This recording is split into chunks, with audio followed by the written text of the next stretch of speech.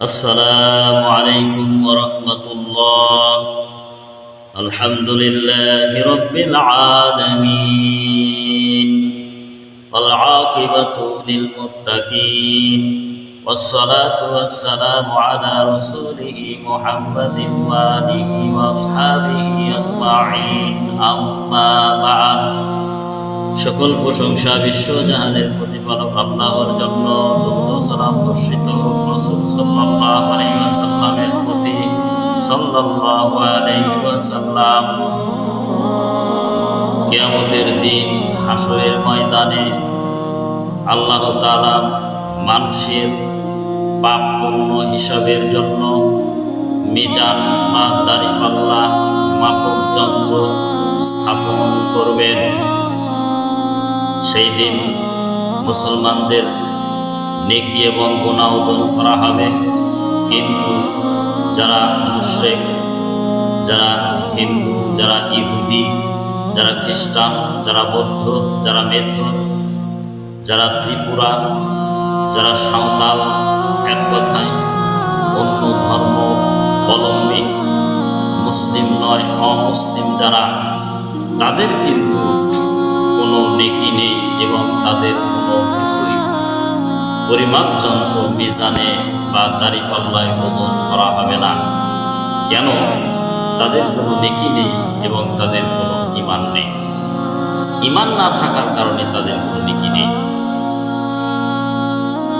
তারাও জনকল্যাণমূলক অনেক কাজ করে। পৃথিবীর কোনো রাষ্ট্রে যদি কোনো আল্লাহর আযাবে ধ্বংসপ্রাপ্ত হয়ে যায়, ওই দেশের মানুষের সুখ সমৃদ্ধি ফিরিয়ে আনার জন্য ইহুদিরা, খ্রিস্টানেরা, অন্য ধর্মের লোকেরা টাকা পয়সা দান করে, কিন্তু দুঃখজনক হলেও সত্য, এই টাকা পয়সার একটি নেকিও সে পাবে না, কারণ তার মধ্যে ঈমান নেই।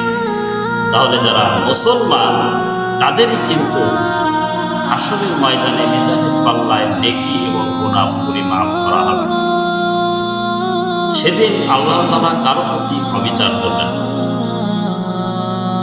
فأما من ثقلت موازينه فهو في عيشة راضية। যার নেকির পাল্লা ভারী হবে, فهو في عيشة راضية, সে সন্তোষজনক জীবিকা লাভ করবে। وأما من خفت موازينه, এবং যার গুনাহের পাল্লা ভারী হবে, নেকির পাল্লা হালকা হবে, বা উম্মুহু হাবিয়া, সুতরাং তার স্থান হবে হাবিয়া। ওমা আদরাকা মা হিয়া, হে নবী আপনি কি জানেন হাবিয়া কি?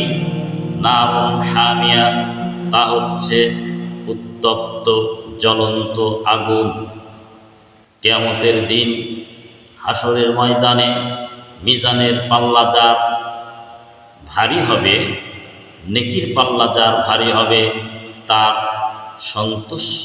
সন্তোষজনক জীবন হবে, অর্থাৎ জান্নাতে প্রবেশ করবে।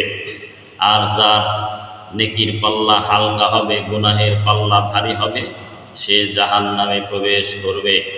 আল্লাহ তাআলা কিয়ামতের দিন বলবেন, ইকরা কিতাবাকা কাফা বিনাফসিকাল ইয়াওমা আলাইকা হাসিবা।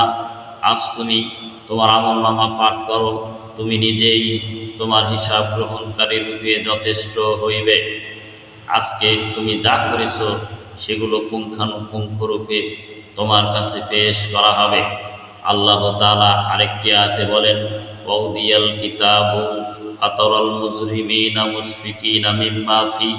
সেই দিন কিয়ামতের দিন আমলনামা উপস্থিত করা হবে, তখন অপরাধীরা দেখবে, দেখে ভীত সন্ত্রস্ত হয়ে পড়বে। তারা বলবে, ওয়ায়াকুলুনা ইয়া ওয়ালাতাইনা মা লিহাযাল কিতাবি লা ইউগাদিরু সগীরাতাও ওয়ালা কাবীরাতান ইল্লা আহসাহা। সেই দিন অপরাধীরা বলবে, এটা কেমন কিতাব, আমাদের সর্বনাশ, আমাদের দুর্ভোগ, এটা কেমন কিতাব যে আমাদের ছোট গুনাহও ছাড় দেয়নি এবং বড় গুনাহও লেখা থেকে বিরত থাকেনি। এটা কেমন কিতাব, সমস্ত যা কিছু করেছি সব কিছু এখানে লিপিবদ্ধ রয়েছে। ওয়াওয়াজাদু মা আমিলু হাদিরন, এবং তারা তাদের আমলসমূহ উপস্থিত পাবে কিয়ামতের দিন। ওয়ালা ইয়াযলিমু রাব্বুকা আহাদা, এবং তোমার প্রতিপালক তোমার সাথে কোনো অবিচার করবে না। আল্লাহ তাআলা কিয়ামতের দিন কারোর সাথে অবিচার করবেন না।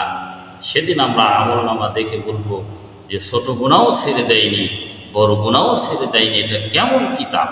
আফসোস করবে, দুর্ভোগ হয়ে যাবে, ভীত সন্ত্রস্ত হয়ে পড়বে। সম্মানিত ভিউয়ার্স, কিয়ামতের দিন হাসরের ময়দানে কি যে অবস্থা হবে আমাদের, আমরা যে আমল করি এই আমল দিয়ে কি আমরা সেই বিভীষিকাময় অবস্থা থেকে নাজাত পাবো? এই আমল দিয়ে পাওয়া সম্ভব নয়। আমাদের আল্লাহ ভীরু পরেজগার দিনদারিতা অর্জন করতে হবে। সেই দিন আল্লাহর সামনে দাঁড়িয়ে মানুষ মিথ্যা কথা বলবে। আল্লাহ তাআলা বলবে, বান্দা তুমি কি এই কাজ করেছো? বান্দা বলবে, আল্লাহ আমি এই কাজ করিনি। তখন আল্লাহ তাআলা বলবেন, আল ইয়াওমা নাখতিমু আলা আফওয়াহিহিম ওয়া তুকাল্লিমুনা আইদিহিম ওয়া তাশহাদু আরজুলুহুম বিমা কানু ইয়াকসিবুন।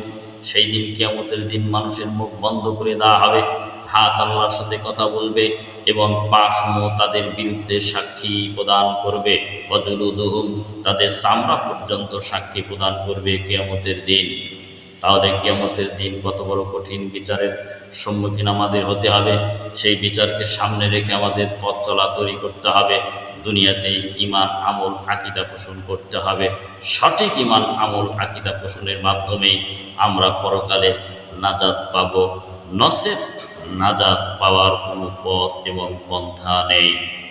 আল্লাহ তাআলা আমাদেরকে হেফাজত করুন, আমাদেরকে সংরক্ষণ করুন, আমাদেরকে ঈমান আনার তৌফিক দান করুন, যাতে আমরা ঈমানের সাথে দুনিয়া ত্যাগ করতে পারি। আমার ঈমান আমল নামা যাতে ডান হাতে আসে, আমার আমল নামা যাতে ডান হাতে আসে, এই তৌফিক যেন আমাদের সকলকে দান করেন। সকলেই বলুন আমিন। আসসালামু আলাইকুম ওয়া রাহমাতুল্লাহ।